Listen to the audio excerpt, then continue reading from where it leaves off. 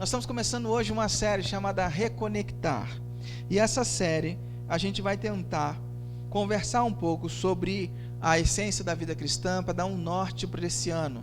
E serão coisas muito importantes que a gente vai falar, então eu acho muito importante você prestar atenção, você ouvir e guardar muitas coisas no seu coração. Beleza? Vamos lá. Viver o chamado da vida cristã é viver uma vida coletiva. A gente sabe disso. Segundo o próprio Jesus, quando ele que é relatado nos evangelhos, todos os mandamentos estão seguros naquele mandamento que diz: ame a Deus sobre todas as coisas e ao próximo como a nós mesmos. Assim, é impossível para a gente viver uma vida cristã isolado. É impossível viver uma vida cristã sem estar em comunidade. Isso é muito importante para a gente, porque nós não fomos feitos para o isolamento, e nos últimos 2 anos a gente foi forçado a viver algo muito parecido com isso. Isolados, separados, alguns ficaram um ano inteiro sem botar o pé para fora de casa, bem difícil. Mas nós não fomos feitos para o isolamento. Lá em Gênesis, Deus diz: não é bom que o homem viva só, por isso ele cria a mulher. Não é bom que o homem viva só no meio de animais. Deus falou: não é bom. E esse viver em certo grau de isolamento afetou a nossa maneira de viver e também nos afastou um do outro de certa forma. A gente ficou um pouco... Alguns gostaram muito dessa vida isolada, de ficar sozinho. A gente foi se adaptando, se acomodando a essa realidade. Muitas pessoas conectadas, hoje é uma realidade, nós temos pessoas online. Hoje eu não estou vendo aqui os comentários, mas se tiver comentário a produção vai me avisar. Mas pessoas online, nossa comunidade passou praticamente 1 ano e 8 meses só em celebrações online. Mas então muitos conectados digital, entretanto desconectados uns dos outros. Então nosso desafio desse mês é refletir e considerar aspectos coletivos da vida em comunidade. E minha proposta é simples: você aceita se conectar? A reflexão de hoje tem como tema o desafio de ressincronizar. O desafio de ressincronizar. Para a gente refletir sobre isso, deixa eu te fazer uma pergunta básica. Se eu te perguntasse agora, e você tivesse que definir o que é igreja, o que é comunidade, como você definiria? Pensa aí, tenta elaborar algo na sua cabeça aí.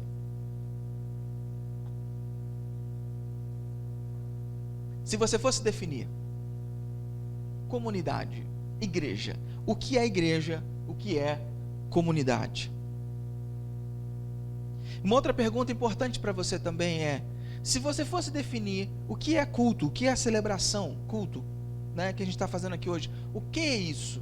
Qual o sentido disso para você? Eu vou te ajudar. Minha intenção é que a gente chegue até o final do encontro de hoje e você tenha respostas para essas 2 perguntas, respostas claras, tá bom? E aí no final você vai falar assim para mim. Você vai levantar a mão, eu vou fazer a pergunta, você vai dizer se a sua resposta era parecida, a resposta agora é parecida com que a gente vai chegar à conclusão no final, ou se era diferente. Topa? Beleza? Fechou? Aqui não tem como você fugir, você está ao vivo aqui. Quem está online eu não posso cobrar, mas aqui eu vou cobrar você aqui. Então o seu desafio é chegar no final e tentar responder. Qual é a sua definição de igreja e o que é culto para você? Aceita o desafio? Fechou? Vamos nessa então. Nós ficamos muito tempo online, muito tempo assistindo as coisas, participando das coisas, shows, cultos, tudo por meio virtual, né? E o virtual não quer dizer que não é real, é muito real, só que é online, ok? E aí, quando a gente começou, muitas pessoas acharam que isso não ia dar certo. Culto online, celebração online, não ia dar muito certo, porque a gente ia ficar meio desconectado. E aí, foi passando os meses, e algumas pessoas foram mudando o pensamento, perceberam que podiam assistir o culto de pijama em casa. A classe dos adolescentes se reúne online. Então, você pode ficar com a câmera fechada, com o olho cheio de remela, e está tudo certo, resolvido. Eu, na celebração, eu não vejo vocês, mas tenho certeza que você já assistiu a celebração de pijama. Eu tenho certeza disso. Fala sério. Tô vendo as cabecinhas fazer. Tenho certeza. Porque a gente foi depois se acostumando a isso. Você não precisa sair de casa, não precisa pegar o carro. Você está ali, você liga o celular, o computador, a televisão, você assiste dali. E está tudo certo. Só que o que acontece?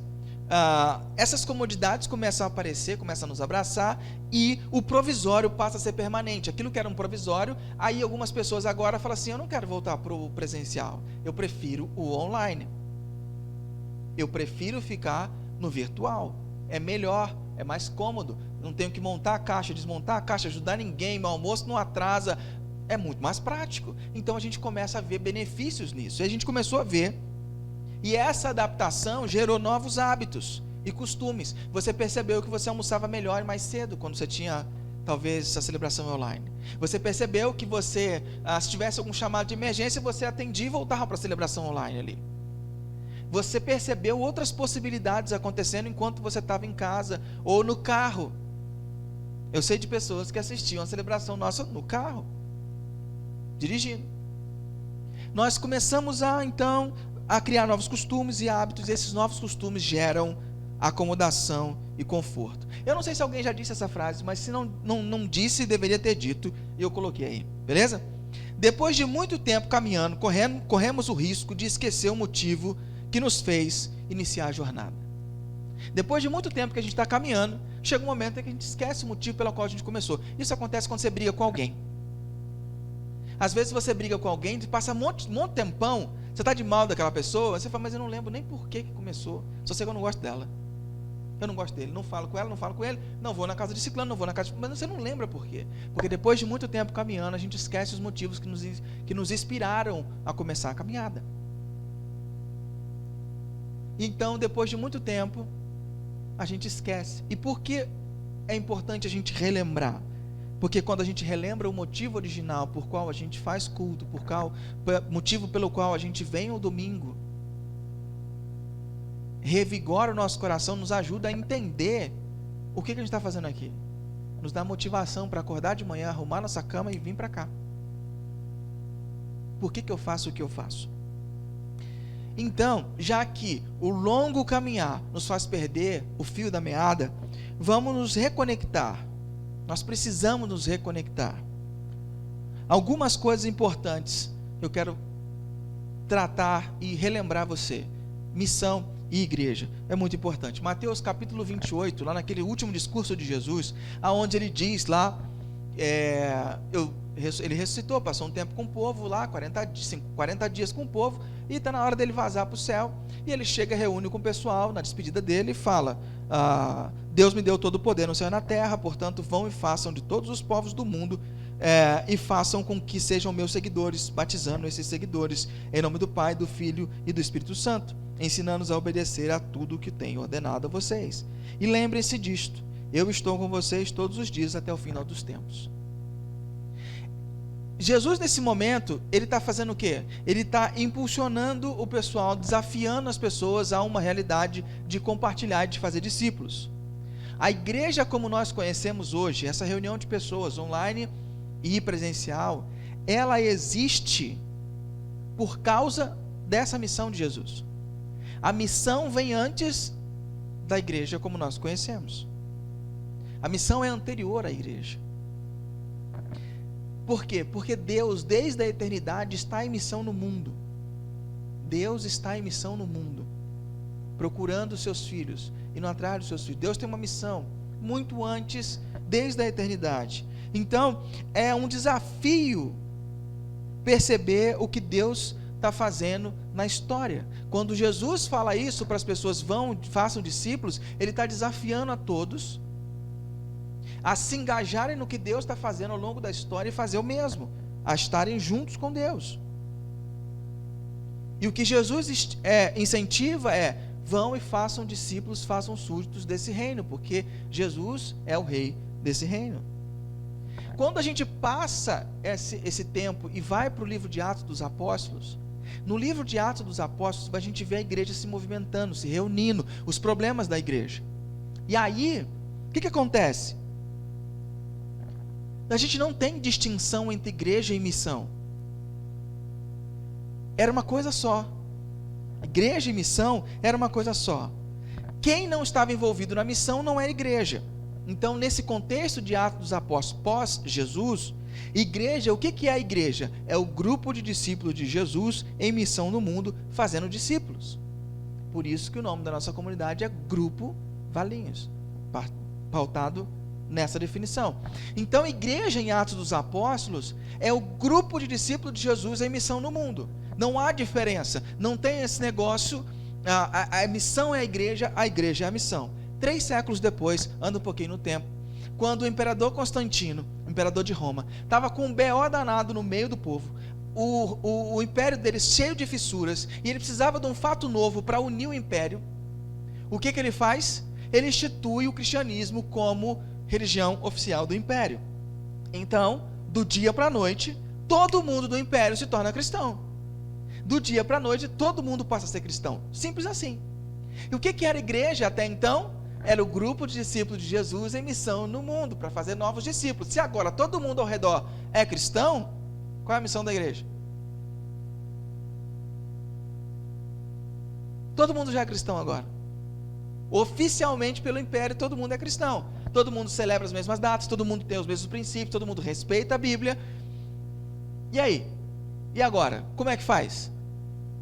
Igreja, nesse contexto, 3 séculos depois, passa a ser um espaço para manutenção das crenças, exercício dos sacramentos, batismo e Santa Ceia, e um espaço para batizar a próxima geração. Isso é a igreja nesse tempo. E aí surge um conceito chamado de cristandade. Já ouviu falar nisso? Cristandade é aquele ambiente onde todo mundo pensa igual aos cristãos, onde os valores da sociedade, os valores dos cristãos são iguais. Então esse momento social é chamado de cristandade, onde os valores da sociedade afinam com os valores da igreja. Aí a gente anda mais um pouquinho e vai para a Idade Média. Na Idade Média, a igreja continua sendo do Estado, certo? E o que a missão? O que é a missão nesse momento? Na Idade Média, missão era algo feito por alguns em lugares distantes, porque ali onde eles viviam só tinham cristãos, então eles tinham que ir para longe, para evangelizar longe. Aí nós vemos no século XVI a Reforma Protestante, onde o pessoal redescobre a Escritura, redescobre a graça, redescobre Jesus, eles redescobrem uma série de coisas, e ali surge a Igreja Protestante. As coisas vão caminhando, chegamos à colonização dos Estados Unidos. Na colonização dos Estados Unidos, missão era o quê? Algo feito por alguns a lugares distantes. A cristandade veio da Europa para os Estados Unidos. Quando chega nos Estados Unidos, por que demora-se tanto para mandar missionários para o Brasil? Porque na cabeça do mundo cristão da época, o Brasil, sendo um país católico, não precisava ser evangelizado, certo? Então, missão era algo feito por alguns a lugares distantes. Só então, em 1859, você lembra o ano que o Brasil foi descoberto, né, e tal, né? Lembra não? Vou falar isso para você não, pelo amor, hein? Só em 1859, a igreja nos Estados Unidos manda o primeiro missionário protestante para o Brasil, um cara chamado Ashbel Green Simonton, certo? Em 1859. Por isso que eles demoraram tanto para mandar alguém para cá, porque o conceito era da cristandade. A gente anda um pouquinho no tempo, a gente chega hoje.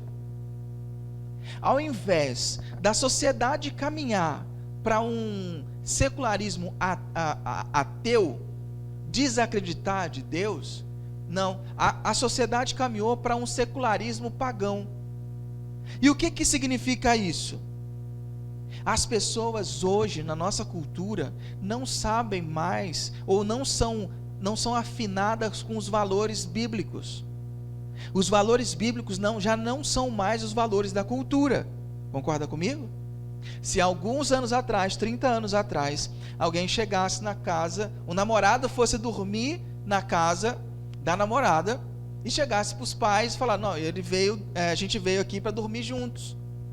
Há 30 anos atrás, se você chegasse para o seu vizinho e perguntasse o que ele achava disso, ele ia falar assim, nós vamos lá dar uma coça nesse cara. Hoje, se você chegar no seu vizinho e falar isso, o seu vizinho vai dizer o quê? Cara, você parou no tempo? Porque o mundo mudou. Os conceitos de fora da comunidade, da igreja, não são os mesmos conceitos de dentro da igreja. Isso é um secularismo pagão. Beleza. Então, a visão da igreja deixou de ser uma visão comum. Dietrich Bonhoeffer, que era um teólogo alemão que viveu no tempo de Hitler, ele diz o seguinte: a igreja só é igreja quando ela existe para os de fora. A igreja só é igreja quando ela existe para os de fora. Pensando nisso, nesse histórico chato que eu fiz com você até agora, desde a igreja de Atos até a igreja de hoje, a gente precisa reconectar algumas coisas na nossa cabeça, para a gente entender o que a gente faz hoje aqui, por exemplo, numa celebração. Porque por trás do termo igreja existe um conceito anterior, que eu não sei se você sabe, que é o conceito chamado povo de Deus. O conceito do povo de Deus surge na escritura em Gênesis. Venha comigo. Gênesis capítulo 12, o chamado de Abraão. De Gênesis 1 a Gênesis 11, Deus trabalha com o povo como sendo uma coisa só. Mas em Gênesis 12, Deus começa a tratar um povo na terra como sendo seu. Ele não trata mais como todos os povos, mas um povo, e ele escolhe um povo como sendo seu. Gênesis diz assim: certo dia o Senhor Deus disse a Abraão: saia da sua terra, do meio dos seus parentes e da casa do seu pai, e vá para uma terra que eu lhe mostrarei. Os seus descendentes vão formar uma grande nação. Eu o abençoarei. O seu nome será famoso, e você será uma bênção para os outros. Abençoarei os que abençoarem, e amaldiçoarei os que o amaldiçoarem. Por meio de você, eu abençoarei todos os povos da terra. Preste atenção, tem dois verbos aqui muito importantes: sai e vai. Sai e vai. Esses verbos não estão aqui por acaso. Deus inicia a história do seu povo em meio a todos os povos da terra com dois verbos: sai e vai. O DNA do povo de Deus tem essas duas palavras: sai e vai. No verso 2 e 3, você percebe que o objetivo desse povo ser escolhido era para que eles pudessem ser uma bênção. Ser uma bênção para os outros. Deus estava escolhendo um povo, não para abençoá-los, para deixá-los serelepes e pimpões, felizes da vida.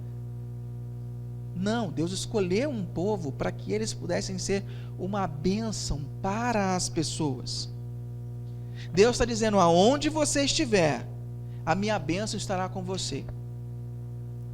O nosso grande erro é achar que Deus nos abençoa para vivermos comodamente, que Deus te dá o seu salário para você viver bem a sua própria vida, que Deus te dá influência, poder, autoridade sobre pessoas, entrada para conversar com pessoas, para que você possa angariar benefícios para você.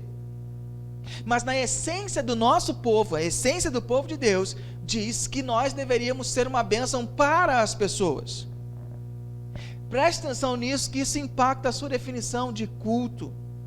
Isso impacta as suas definições de igreja. Certo? Vai fazendo quebra-cabeça comigo aí. Deus nos abençoa para abençoarmos as pessoas.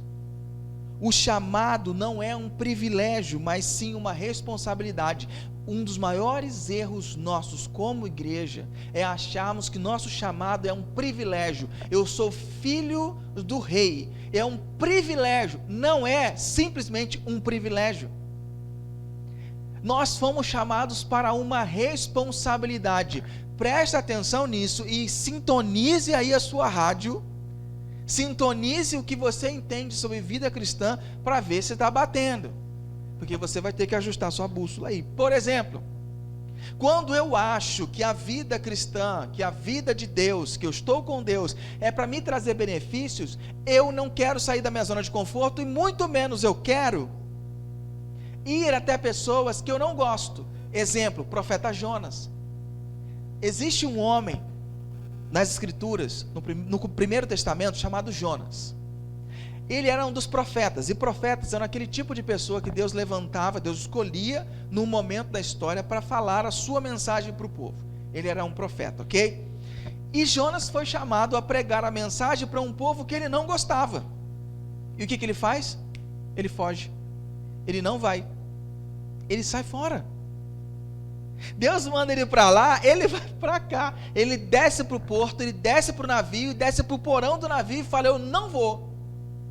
Eu não vou, porque aquele povo não merece. E aí Deus dialoga com Jonas, o nego joga Jonas no mar, vem um peixe grande, engole Jonas, ele fica 3 dias no ventre do peixe, aí ele ora ao Senhor, se converte, e ele é cuspido na praia lá do lugar que ele tinha que falar. Só que a fala de Jonas para Deus é muito, muito interessante. Ele fala: sabe por que eu não queria fazer isso, Deus? Porque eu sei que tu é um Deus misericordioso, tu vai perdoar essa corja toda aí. Jonas entendia e achava que Deus era Deus só para ser Deus dele, e não para as pessoas que ele não gostava. Percebe? E isso é sério, isso é grave.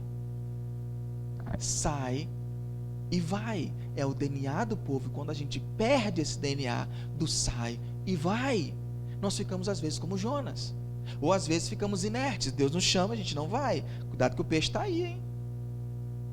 Cuidado, você viu, o peixe está por aí. Deus nos mandou abençoar todas as culturas da face da terra. Como igreja, precisamos adentrar em todas as áreas da cidade e sermos bênção. Já diz Ricardo Agreste. Precisamos adentrar em todas as áreas da cidade e sermos bênção.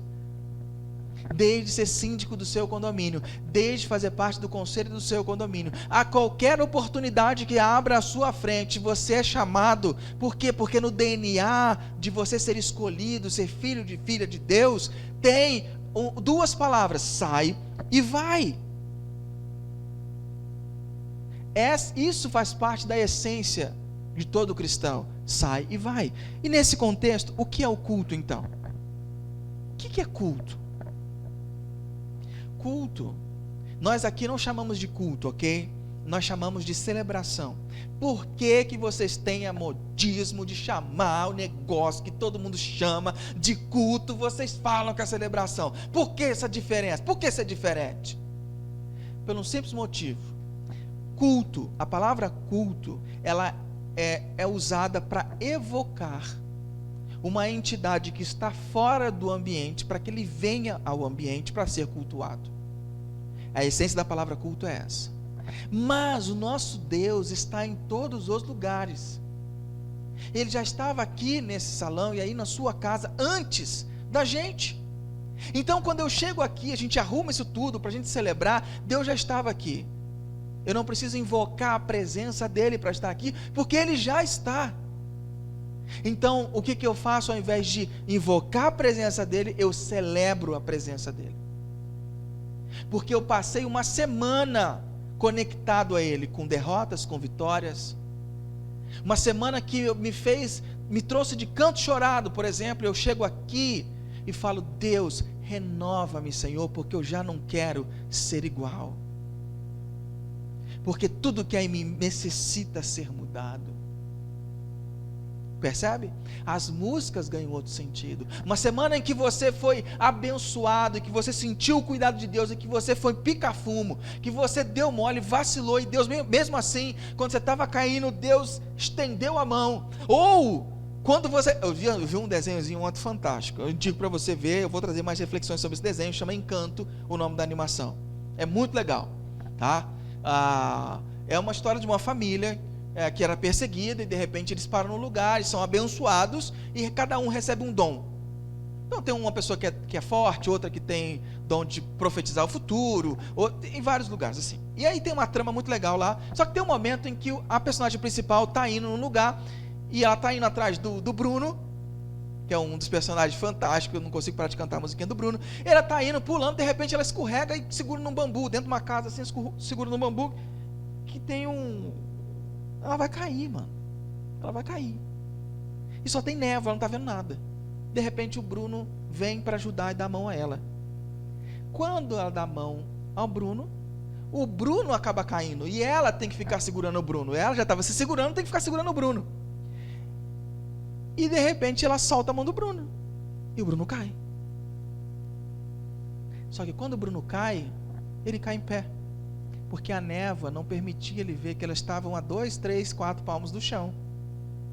Muitas vezes Deus faz isso na nossa vida. Você está apavorado, você está em circunstâncias difíceis, você está numa situação terrível, mas o chão está logo ali e Ele deixa você cair. E isso é a bênção de Deus, Ele deixar você cair para você manifestar segurança nele. Você solta e aí você cai, você pisa e fala: nossa Deus, você sempre esteve aqui, eu que não percebi. E numa semana em que você percebe isso, você pode chegar aqui e falar: Deus, Tu és soberano. E apesar dessa glória toda que tem, de tudo que você tem que fazer, Tu se importas comigo também. E esse amor que você dedica a mim, me eleva, me amarra, me faz estar mais apegado à nossa amizade, à nossa vivência juntos. Porque eu passei uma semana conectado. Porque eu entendo que a presença de Deus, ela não vem e volta na minha vida, ela está constantemente na minha vida. E se eu sou um discípulo de Jesus, a presença dele está constantemente dentro de mim, através do Espírito Santo de Deus. Então quando eu venho para cá, o que eu venho fazer? O culto é outra coisa. O culto, quando você entende essa mensagem do que você está fazendo aqui, ela se torna um ato comunitário de formação da sua alma.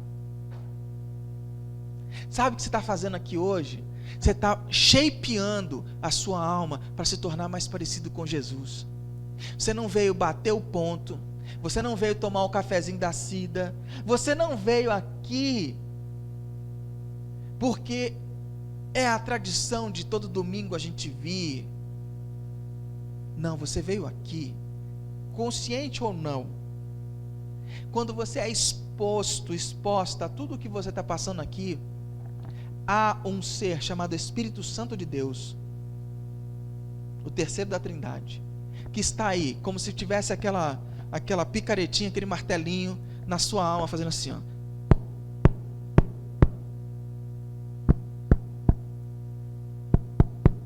Arrancando uns pedacinhos, porque você encontra aqui músicas que, ai, doeu, agora pegou. Nossa, isso teve a ver com a minha semana. Você já viu falando assim, quando você termina uma mensagem e fala assim: nossa, hoje foi uma bênção. Nossa, parece que o pastor conversou comigo a semana, falou tudo o que eu passei essa semana. Não é o pastor, querido, é o Espírito Santo lá, ó, trabalhando a sua vida, esculpindo você, esculpindo a sua alma, para que você possa se tornar mais parecida com Jesus. Aqui no domingo, é o seu único tempo devocional comunitário semanal. Você pode ter isso no grupo pequeno, mas é uma realidade menor.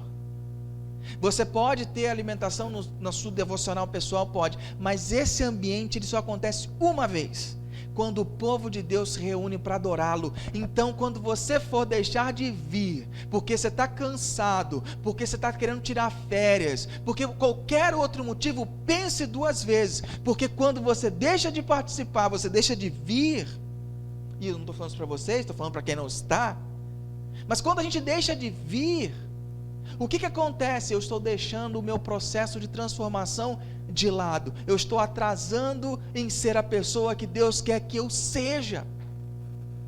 Por muito tempo isso passou a ser ritual religioso, mas a gente precisa readaptar. Culto não é isso. Quando eu venho para uma celebração, eu venho para me expor a transformação da minha alma, para ser o quê? Quem Deus me desenhou para que eu pudesse ser. É isso que você vem fazer aqui. A nossa alma, nesse ambiente, nossa alma exercita a adoração comunitária. E Satanás não quer que você passe por esse processo. A sua carne não quer que você passe por esse processo. Então o que é que acontece? Muitas vezes são influências de Satanás. Então são influências externas que acontecem, problemas. Ele sopra alguma coisa dentro de casa, dá briga e você não quer vir e tal. Outras coisas são a sua carne. Estou cansado, fiquei até tarde ontem, hoje eu vou dormir. Não estou com vontade. Você nunca vai ter vontade de vir para o culto. Você nunca vai ter vontade de vir para a celebração. Porque há algo dentro de você que vai lutar constantemente contra isso. Faz sentido isso que eu estou falando? Amém? Faz sentido? Sempre a sua natureza, como se fosse assim, 50% de você não quer nada de domingo de manhã. Vai sempre aparecer um churrasco, aquele convite maravilhoso da beira da piscina, aquela diversão que você esperou o ano inteiro. Vai sempre aparecer. Por quê? Porque você tem uma tendência grande de não querer que a sua alma se torne aquilo que Deus imaginou que ela fosse. Por outro lado, se você alimentar o outro lado da sua alma, aquilo que Paulo chama de natureza espiritual, você vai ser fortalecido e cada vez mais você vai ficar tranquilo para se expor ao que Deus tem para você. Certo? E quando a gente chega aqui, qual é a minha postura quando eu chego aqui? Por que a gente canta musiquinha? Por que a gente tem um momento de palavra, que o cara fica falando aqui na frente um monte de coisa? Honestamente, eu prefiro aqueles ambientes onde a gente troca ideias. Mas isso a gente tem no grupo pequeno, onde a gente troca ideias. Nesse ambiente, até a gente criar um formato novo, é um ambiente assim, mas isso não impede de você levantar a mão e falar e contribuir. Eu sou totalmente aberto a isso, eu aceito sua contribuição amadamente. Mas, quando a gente vem aqui, dois movimentos acontecem, um movimento vertical e um movimento horizontal. Preste atenção nisso. Preste atenção. Eu sei que eu vou ter que falar isso várias vezes durante o ano, que você vai se esquecer semana que vem de tudo que a gente ouviu aqui. Mas isso define o que você faz e por que você faz. A gente faz um movimento vertical, que é a adoração comunitária ao Deus Criador. A gente faz um ajuste de contas da semana. É por isso que a gente tem momentos de que a gente pede perdão, momentos que a gente agradece, momentos de ação de graça, momentos onde a gente se rende, celebração da mesa, que a gente se fortalece. Então é uma adoração comunitária ao Deus Criador, e a gente faz um ajuste de conta da semana. A gente reafirma ao nosso coração o senhorio de Jesus. Então toda vez que eu venho, eu estou colocando para o meu coração, estou colocando mais uma barrinha de força na minha natureza espiritual, dizendo: o meu Senhor é o Senhor Jesus. Não é o tempo que é o meu Senhor, não são meus compromissos que é o meu Senhor, não é a minha demanda financeira que é o meu Senhor. Não, meu Senhor é Jesus, eu dependo dele. Então toda vez que você vem, você faz isso. O grande problema é que a maioria das pessoas transforma esse ambiente num lugar de comércio. Como que eu transformo esse ambiente num lugar de comércio? Quando você vem trocar coisas com a divindade. Quando você vem trocar coisas com Deus, você vem trocar sua fidelidade por bênção. Quando você vem e fala: não, Deus, eu andei certinho, Deus, eu vou lá, eu andei certinho, minha vida está no prumo, você precisa me abençoar, Deus, eu preciso da tua bênção. Isso é comércio, isso é troca. Não foi para isso que Deus nos chamou, não é para isso que a gente vem aqui. Mas instintivamente nós transformamos a nossa celebração numa troca. Eu me comporto, eu faço tudo o que é certinho, e você me abençoa, Deus, porque eu mereço, eu andei na linha, eu sou bom, e é lógico que você vai me abençoar. E aí a gente cai totalmente para a religiosidade. Nós não devemos usar a celebração para servir de troca uma comunidade. O encontro vertical é o encontro de pessoas com interesse em comum. Nós temos um interesse em comum: adorar a Deus. Concorda? Certinho? Beleza? Só que nós também somos pessoas com interesse no que é comum. É a parte horizontal. Na parte horizontal, celebração é um lugar de encontro, é um lugar de intersecção, é um lugar onde eu crio laços, aonde eu faço amizades fora da minha família de sangue, aonde eu pergunto e me preocupo, aonde eu olho para as pessoas e percebo o olhar delas, e eu falo: o que está acontecendo? O que houve? Você está precisando de quê? É um lugar de intersecção. É um lugar onde eu manifesto que eu me importo, onde eu percebo as pessoas, onde eu olho as pessoas, onde eu uso o cafezinho para eu ouvir pessoas e me interessar por elas, porque às vezes elas passaram a semana toda sem ninguém ter ouvido como foi a semana delas. Então a celebração é um lugar de pessoas que têm um interesse no que é comum, lugar de encontros relacionais, lugar de serviço mútuo, onde as nossas fortalezas podem servir para ajudar as fraquezas do outro. Eu tenho um dom, eu sei fazer isso, eu manjo bem disso, como eu posso te ajudar, como eu posso te servir?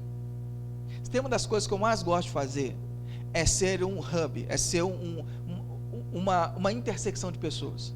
Cara, você quer me cativar, você falar de uma necessidade e eu conhecer alguém que pode sanar a sua necessidade. Jesus amado, isso me dá uma alegria maravilhosa. Você não pode aparecer na minha frente com um problema que meus neurônios já começam. Quem que eu posso conectar, como é que eu posso fazer, isso e aquilo, como é que vai ser, eu já começo.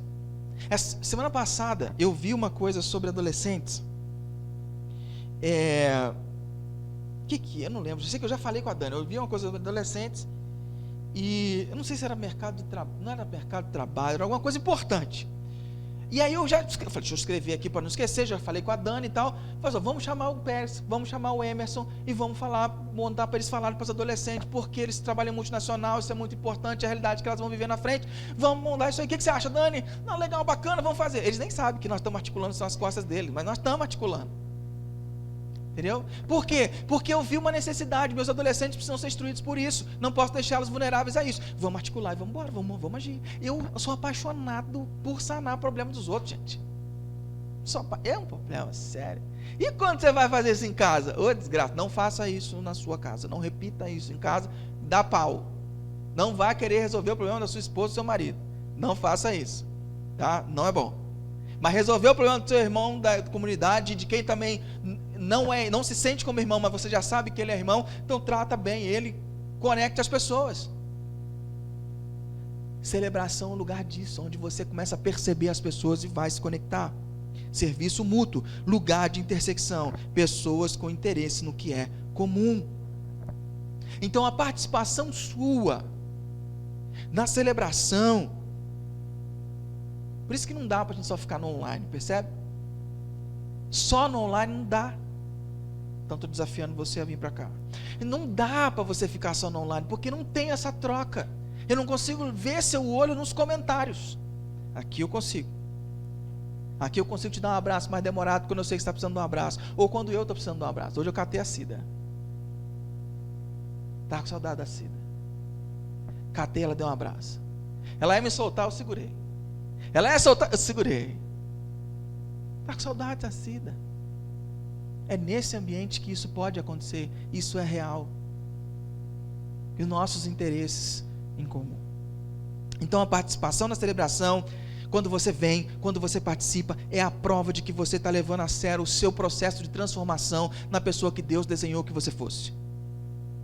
Quando você não falta a celebração por qualquer coisa, você está mostrando que você está levando a sério esse processo. Olha o que o Tim Keller fala: nós cremos no Evangelho e por isso somos salvos. Nós continuamos a crer e viver no Evangelho, e por isso a nossa vida vai sendo transformada dia após dia. O Evangelho não é algo que eu ouço uma vez e eu me converto, eu me rendo a Jesus e depois esqueço para lá. Não, o Evangelho é essa boa notícia de que Deus veio ao mundo em busca da minha vida, fazer por mim aquilo que eu não conseguiria fazer, e de graça. Essa notícia está cheia de conceitos que vem me transformando. Então eu creio no Evangelho, e por continuar crendo nele, que Deus é um Deus gracioso, que Ele veio atrás de mim, que Ele é intencional, que eu sou amado de Deus, e que eu posso ser uma pessoa melhor, e que Ele quer me transformar, isso vai me transformando numa pessoa melhor, e eu vou sendo transformado. Você não é transformado, você não para de fazer o que você faz, porque o pastor está aqui na frente dizendo que você não deve fazer, que você deve fazer, etc e tal. A gente só muda nossos comportamentos quando a mudança vem de dentro para fora, quando o Evangelho Quando essa boa notícia de Deus, ela vem dando frutos dentro de mim, se multiplicando dentro de mim, quando eu entendo que Jesus é um grande amigo, e além de amigo, Ele foi meu Salvador, Ele deu a vida dEle, para me reconectar com Deus e me livrar do inferno. Quando eu percebo isso, e vejo que Ele está totalmente disponível para uma relação comigo, eu me jogo nos braços dEle, e quero aprender mais e mais, eu quero beijá-lo, eu quero abraçá-lo, eu quero viver dia a dia com Ele. Viver dia a dia com Ele não é viver orando, é fazer tudo que eu faço, como Jesus fez tudo que Ele fez. Negócio, beber, comer, namorar, é fazer tudo que eu faço, como Jesus fez tudo que fez. Essa é a vida, e Ele está comigo todo o tempo, Ele está comigo sempre. Então, enquanto eu vivo essa realidade do Evangelho e sei que eu não preciso fazer nada para ganhar essa atenção, e nada do que eu faço vai fazer Deus me amar mais ou me amar menos, isso vai me transformando de dentro para fora, certo? Caminhando para o fim, a vivência do Evangelho, isso é muito importante, é Cristo em. Só que nós somos chamados, nós estamos acostumados a viver Cristo com. Olha a diferença. Quando eu entendo que é Cristo em, é a partir do que Ele fez por mim, que tipo de pessoa eu vou me tornar? É Cristo em. Agora, quando eu tenho a mentalidade do Cristo com, eu estou interessado no que Deus pode fazer por mim, do quais bênçãos Ele pode me dar, do que Ele é capaz de fazer para abençoar, para melhorar a minha vida. O Evangelho é Cristo em, mas a gente está sendo forçado a viver um Cristo com. Deixa eu te falar uma realidade, querido. Cristo quer fazer algo em, quer fazer algo com e quer fazer algo através de você. Mas antes do com, vem o em. Antes do com você, Cristo vai fazer algo em você. Ele tem interesse em você. Deus não quer te usar. Deus não quer te usar e depois te descartar. Muito pelo contrário. A sua existência para Deus não tem preço. Tanto que Ele quer levá-la para a eternidade. Deus não descarta a tua existência e faz de novo você numa nova casca para ver se você dá certo. Não, nosso Deus não é assim. Nosso Deus não desiste de você. Desde que você estava no ventre, a sua existência é única e Ele vai fazer de tudo para levar você para a eternidade. Percebe? Para terminar, Gálatas 3,14, na versão da Mensagem, fala assim: foi o que aconteceu quando Cristo foi pregado na cruz. Ele se transformou em maldição e ao mesmo tempo deu fim à maldição. Agora, por causa disso, está tudo resolvido. E vemos que a bênção de Abraão está disponível para quem não é judeu também. Todos agora podem receber a vida de Deus, o seu Espírito que está em nós e conosco quando cremos, exatamente como Abraão recebeu. A bênção de Abraão chegou até nós. Estamos livres da maldição. Que maldição era essa? A maldição adquirida pelos nossos primeiros pais, que era quando eles comeram do fruto, se rebelaram contra Deus, mostraram para Deus que não precisava dele, houve uma desconexão, o povo passou a viver em pecado, Deus, na sua santidade, teve que se afastar. E a palavra de Deus já estava sendo dita: se vocês comerem do fruto, certamente vocês morrerão. Essa era a maldição de viver eternamente afastado de Deus. Mas com a vinda de Jesus e o Espírito Santo dado a nós, com a sua ressurreição, então essa maldição foi embora. Nós somos livres da maldição. Nós podemos viver conectados com Deus. Nós nos tornamos o quê? O povo de Deus, incumbidos de ser bênção para as pessoas. Lembra-se disso. Você não é chamado para um privilégio.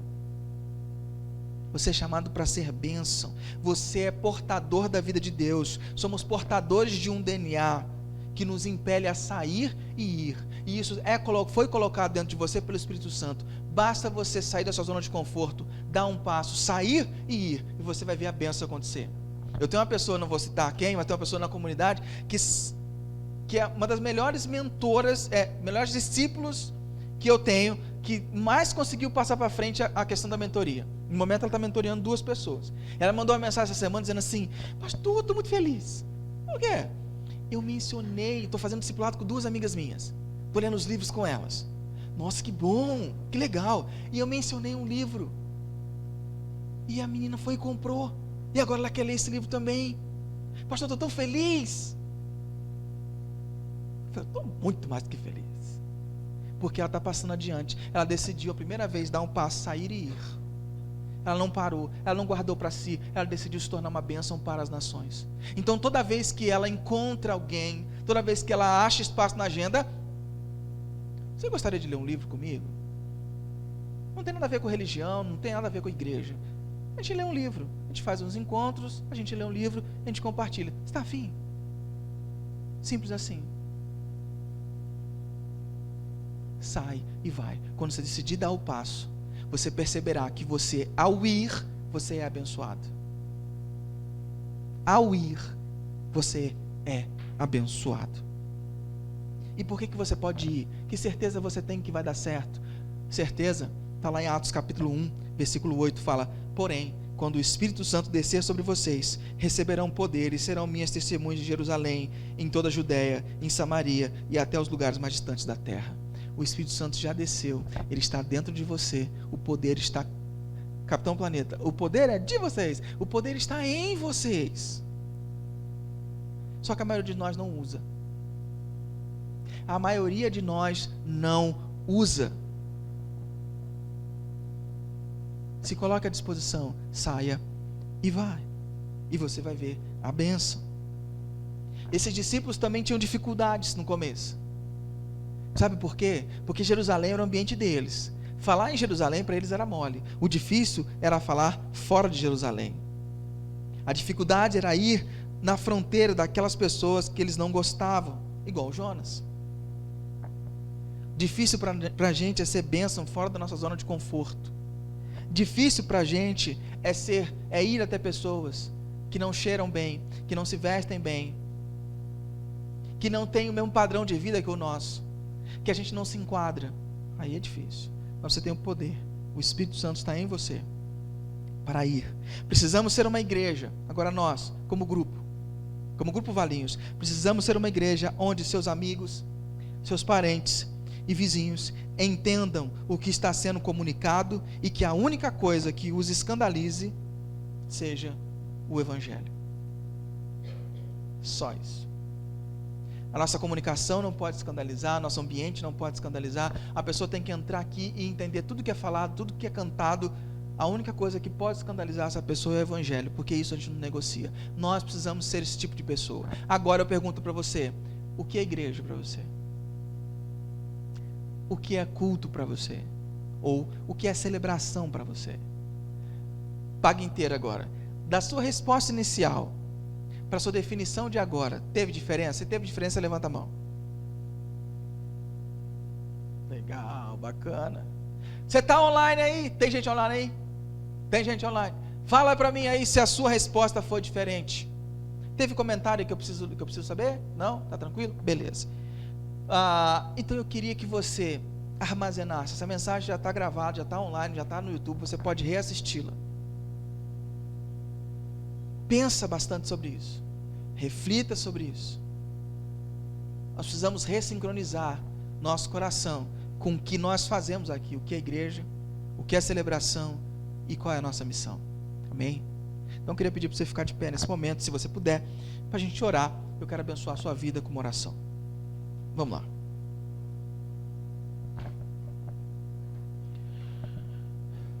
Deus eterno, Deus querido, muito obrigado, porque nesta manhã nos reunimos aqui para refletir um pouco sobre igreja, sobre o que fazemos. Nós precisamos ressincronizar e entender, reconectar nosso senso ao que realmente o que é a sua igreja, o que é a celebração e qual é a nossa missão. Então eu peço uma bênção especial para cada um que está aqui, em nome de Jesus. Que a tua bênção recaia sobre eles, teu Espírito Santo possa os impulsioná-los a sair e ir, para que eles possam experimentar, ser parceiros do Senhor, na grande jornada da humanidade, que é fazer discípulos. Deus, em nome de Cristo, que teu Espírito possa nos ajudar a sermos aquilo que o Senhor imaginou, para que possamos influenciar pessoas e transformá-las também em discípulos do Senhor. Em nome de Jesus. Amém. Querido, Estenda suas mãos como quem não tem nada para dar, mas muito a receber. E ao final, num gesto simbólico, traga suas mãos ao seu coração, internalizando tudo aquilo que Deus falou com você nessa manhã. Querida igreja reunida, que o Eterno abençoe e guarde você. Que o Eterno sorria para você e presenteie você. Que o Eterno olhe para você bem nos olhos e te faça prosperar.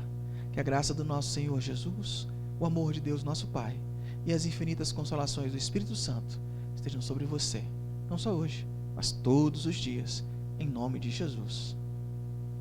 Amém.